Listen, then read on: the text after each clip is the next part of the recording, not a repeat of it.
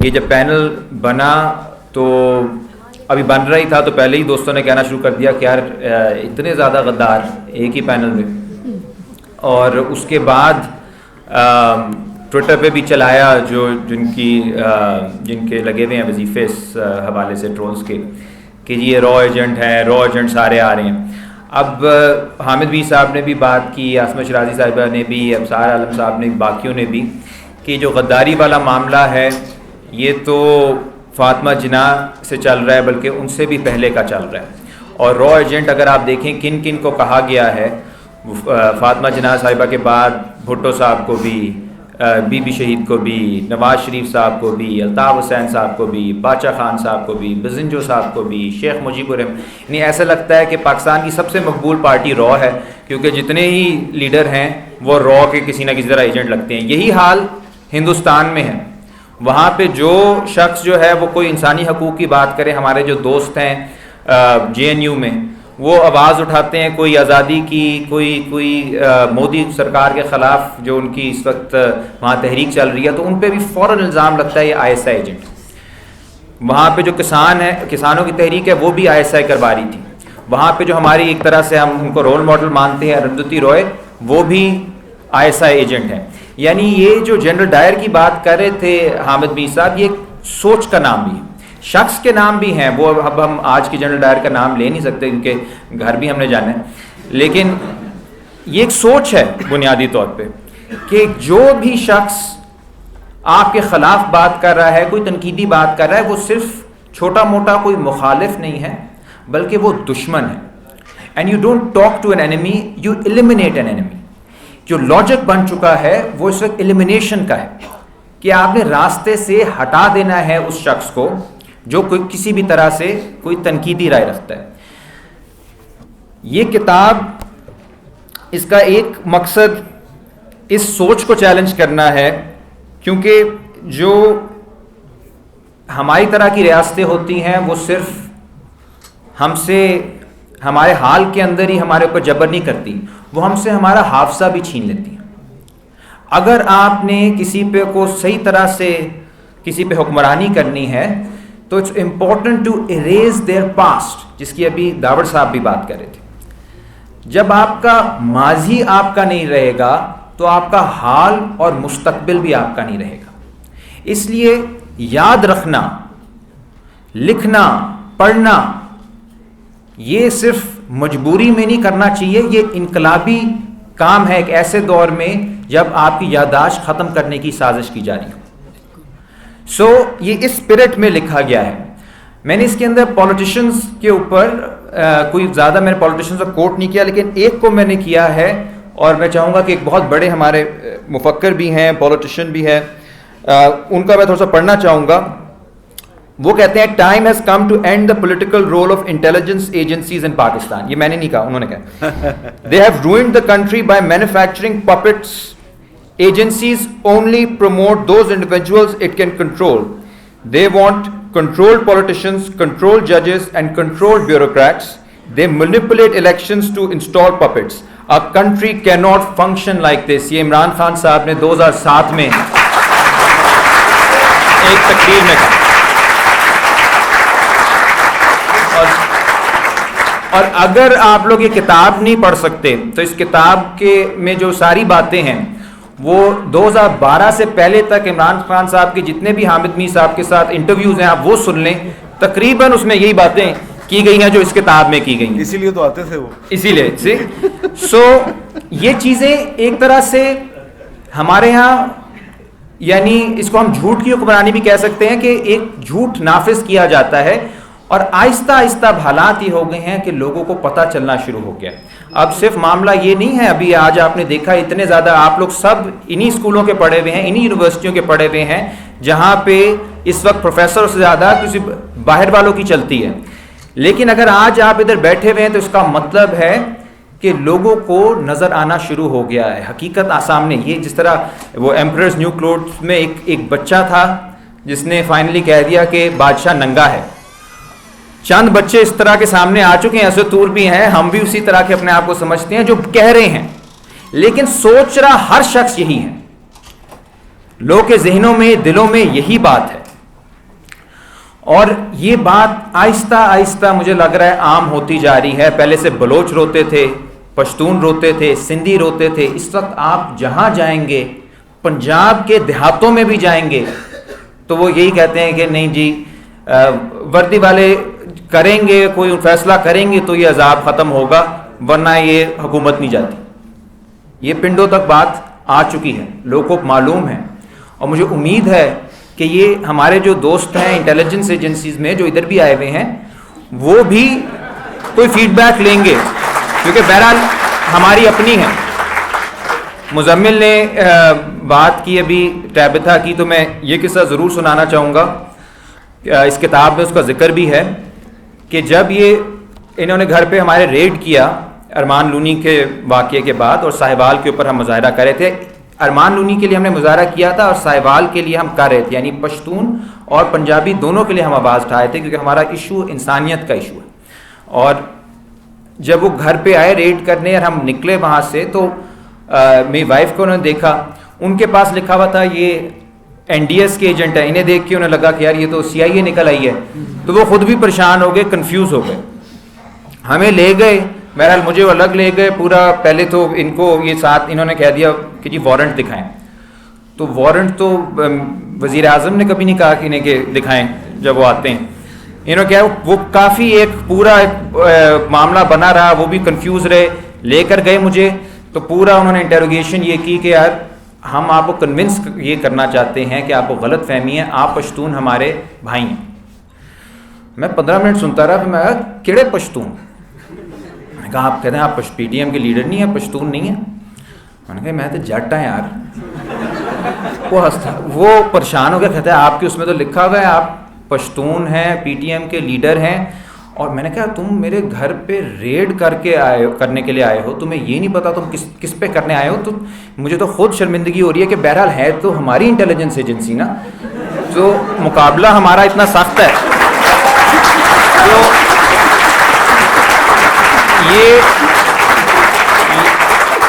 یہ مجھے اٹھا کے اس بنیاد پہ لے کے گئے. اس کے بعد پہلے آپ دیکھیں انہیں یقین نہیں ہو رہا تھا کہ کوئی پنجابی پشتون کے لیے آواز اٹھا سکتا ہے. آپ کا کیا معاملہ ہے پھر؟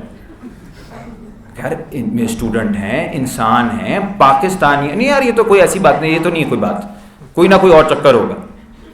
خود پاکستان, مجھے شک ہوا کہ پاکستان میں خود ان کو زیادہ ایمان نہیں رہا, اور یہ شک تب یقین کی طرف بڑھنے لگ گیا جب انہوں نے کہا کہ دیکھیں آپ چھوڑیں, یا آپ کو لگتا ہے کہ کتنا برا ملک ہے, مجھ سے پوچھے تو میں آپ کو اندر سے بتاؤں کتنا برا ہے. میں تو خود, میرا ماما جو ہے وہ آسٹریلیا میں, میں جان چھڑا کے بھاگ رہا ہوں, آپ بھی بھاگیں. میں نے کہا کہ یار نہیں, اس طرح نہیں, ہمارا ملک ہے بالکل ٹھیک, مجھے لگتا ہے میرا فیصلہ ٹھیک ہے, میں واپس آیا ہوں, اور اسی طرح ملک بہتر ہوتے ہیں, ہمیں ملک سے محبت کرنی چاہیے. وہ کہا نہیں یہ کچھ نہیں ہونا, یہ قوم ہی ایسی. جو محب وطن ہے وہ کہہ رہا ہے کہ کوئی مستقبل نہیں ہے, جو غدار ہے وہ کہہ رہا ہے نہیں پاکستان کا مستقبل ہے, حوصلہ رکھو, محنت کرو. تو یہ ہم جس چیز سے لڑ رہے ہیں اس کے اندر نہ صرف ایک ہمیں کرولٹی کا ایلیمنٹ ملتا ہے, ہمیں انکمپٹنس بھی بہت ملتی ہے, اور یہ ایک بہت بڑا پرابلم ہے. اور آہستہ آہستہ اگر آپ اس کو بریک ڈاؤن کرتے رہیں ان کے الفاظ کا کہ جی یہ شخص جو ہے یہ غدار ہے, یہ گستاخ ہے, یہ کافر ہے, یا این جی او ہے, یا فورن ایجنٹ ہے, یہ سارے الفاظ نشاندہی کرتے ہیں اس چیز کی کہ ان کے پاس اب الفاظ ہی نہیں بچے تحریکوں کو ڈسکرائب کرنے کے. کوئی جینون کسی امید کے لیے, جینون کسی امنگ کو یہ اب اس کو ڈسکرائب ہی نہیں کر پاتے. ہمارے پاس تو جو لفظ ہیں وہ ختم ہوتے جا رہے ہیں جو ریاست کے پاس, اور یہ we are in the midst of the corruption of language, جو سب سے خطرناک کرپشن ہے کہ آپ جو لفظ کہہ رہے, جو ریاست, جو سرکاری الفاظ استعمال ہو رہے ہیں وہ بے معنی ہوتے جا رہے ہیں, لوگ اس پہ ہنستے ہیں. اور یہ آپ کو اپنی روزمرہ کی زندگی میں بھی نظر آئے گا کہ کس طرح سے جو ایشوز کو دبانے کے لیے لفظ استعمال ہوتے ہیں اس کے بجائے کہ ایشوز کو سمجھنے کے لیے. سو ہم اس کرپشن کو فیس کر رہے ہیں, اور اس سے اس کتاب کا جو میرے ذہن میں بنیادی مقصد ہے لکھنے کا وہ یہی ہے کہ we need to start thinking again, because this state is a machine that kills away thinking. Thinking کا مطلب یہ نہیں ہے کہ آپ نے وہ بات کرنی ہے جو آپ کو آفیشلز بتا رہے ہیں. اس کے لیے تو ڈرل بھی کافی ہے. ایک آپ پریڈ کرو, آپ ڈرل کرو, وہ کافی ہے کیونکہ اس میں تو ریپیٹ کرنا ہے. تھنکنگ کا مطلب ہے کہ جو ریپیٹیشن ہے اس کو آپ کاٹ دو, آپ کوئی نئی بات کرو, آپ تحقیق کرو, آپ سوال اٹھاؤ. یہ تھنکنگ کے اوپر اس وقت پاکستان کے اندر اور بہت حد تک مجموعی طور پہ دنیا کے اندر بشمول ہندوستان ایک اٹیک ہے. اور اٹیک کس لیے ہو رہا ہے؟ اٹیک اس لیے نہیں ہو رہا کہ ہم نے کوئی قوم کو بچانا ہے, ملک کو بچانا ہے, مذہب کو بچانا ہے. حقیقت یہ ہے, اس بک میں ایک چیپٹر میں نے لکھا ہے کہ ہمارے جو ایلیٹس ہیں, جو اشرافیہ ہے, جو یہ سارے غداری کے سرٹیفکیٹ کرتی ہے اور ہمیں کہتی ہے کہ ہم علیحدگی پسند ہیں یا علیحدگی پسندوں کو سپورٹ کرتے ہیں, ان کی حقیقت یہ ہے کہ یہ وہ لوگ ہیں جنہیں پانی بھی الگ چاہیے, جنہیں آپ دیکھیں تو ہوا بھی علیحدہ چاہیے, ہاؤسنگ سوسائٹیز بھی علیحدہ چاہیے, گولف کورسز بھی علیحدہ چاہیے, تعلیمی ادارے بھی علیحدہ چاہیے, ہسپتال بھی علیحدہ چاہیے, اور کل کو ان کو موقع ملے تو ادھر سے چھوڑ کے یہ مریخ پہ چلے جائیں. یہ ایسی جو سب سے یہاں پہ کامیاب علیحدگی پسند کی تحریک ہے پاکستان کے اندر, وہ ہماری اشرافیہ چلا رہی. پھر انہیں شرم نہیں آتی کہ دوسروں پہ الزام لگاتے ہیں کہ یہ علیحدگی پسند ہے. نیشنل سیکیورٹی کا پھر سوال نہیں رہتا. This is financial security of a few individuals, جس کے لیے قربان کیا جا رہا ہے ہمارے نوجوانوں کو, بہترین نوجوانوں کو جو سوال اٹھاتے ہیں, وہ نوجوان جو کچھ کرنا چاہتے ہیں, جو درد رکھتے ہیں, ایک دوسرے کا درد رکھتے ہیں, ملک کا درد رکھتے ہیں, قوم کا درد رکھتے ہیں. اگر اس ملک کو کوئی جوڑ سکتا ہے تو وہ یہی نوجوان ہیں جو ایک دوسرے کو پہچاننا چاہ رہے ہیں, ایک دوسرے کو جاننا چاہ رہے ہیں. اسی پہ میں اپنی بات ختم کروں گا. ہمیں آج جو ہمارا جو بحران ہے اس کی بنیادی وجہ یہ ہے کہ ہم ایک دوسرے سے کٹ گئے. ہمیں غیر منظم کیا گیا ہے, ہوئے نہیں, کیا گیا ہے. اس کتاب میں لکھا ہے کہ جی کس طرح ملٹری آپریشنز کیے گئے, لوگوں کو غائب کیا گیا, ایون سویلین حکومتوں نے جو میڈیا کے ساتھ کیا, جو نوجوانوں کے ساتھ وعدے کیے, اسٹوڈنٹ یونین, ٹریڈ یونین, وہ کس طرح پورے نہیں کیے. ہمیں توڑا گیا ہے. آج خوف کی حکمرانی یہ نہیں ہے کہ ریاست سے ہمیں خوف ہے یا ریاست کو ہم سے, ہمیں ایک دوسرے سے بھی خوف ہے, کیونکہ ہمارا آپس میں کوئی رشتہ نہیں رہا. جب کوئی رشتہ نہیں رہتا تو واحد جو کمیونیکیشن ہے وہ تشدد کے ذریعے ہوتی ہے, خوف کے ذریعے ہوتی ہے. ہمیں اس خوف کو کیسے یکجہتی میں بدلنا ہے, یہ سب سے بڑا سوال ہے. اور اس میں ایک چیز آپ سب اپنے ذہن میں رکھیں کہ اگر آپ کو لگتا ہے کہ آپ اکیلے پریشان ہیں, آپ اکیلے رو رہے ہیں, تو آپ اکیلے نہیں ہیں. ہر کمرے میں کوئی نوجوان بیٹھا ہوا ہے جو پریشان ہے, جو رو رہا ہے, اور اسے لگ رہا ہے وہ اکیلا ہی رو. یہ ایک سمندر ہے جو اس کا ملاپ نہیں ہو پا رہا. ہمارا صرف کام اتنا ہے کہ ہم نے لوگوں کو ملانا ہے, جوڑنا ہے, اکٹھے کرنا ہے. اس عوام میں اگر اتنا پوٹینشیل ہے کہ جنرل ڈائر کو یہاں سے مار کے بھگایا, اگر اس میں اتنا پوٹینشیل ہے کہ اس نے ایک عورت کو وزیر اعظم بنایا اور اس سے پہلے صدر بھی الیکٹ کر گئے تھے, اگر یہ ریگنگ نہ ہوتی جس کے عمران خان ذکر کر رہے ہیں, فاطمہ جناح الیکشن جیت جانا تھا انہوں نے بھی. اگر اس میں اتنا پوٹینشیل ہے کہ سارے غلاظت کے باوجود آج نوجوان اتنے زیادہ یہاں پہ آئے ہوئے ہیں, نہ انہیں ڈر لگ رہا ہے کفر کے فتووں سے, نہ غداری کے سرٹیفکیٹ سے ان کو خوف ہے, تو اس کا مطلب ہے we all have, our people have a potential. and بالکل میں اس کو we the seditious people پہ ہی ختم کروں گا کہ sedition اگر بغاوت ہم کہتے ہیں تو اس طرح کے حکمرانوں کے خلاف جو کرائے کے ریاستیں چلا رہے ہیں, جو لوگوں کو غائب کر رہے ہیں, جو قوانین کو توڑ رہے ہیں, جو آئین کو توڑ رہے ہیں, ان کے خلاف بغاوت کرنا ہمارا فرض ہے. کیونکہ جب ایک شخص کے ساتھ زیادتی ہوتی ہے تو اس شخص کے ساتھ نہیں ہوتی, اس اصول کی نفی ہوتی ہے جس کے تحت مجھے بھی تحفظ حاصل ہے.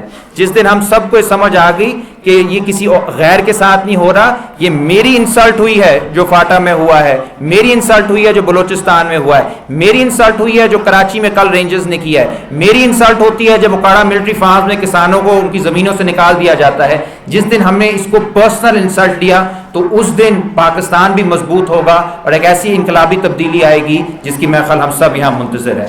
بہت بہت شکریہ. Thank you.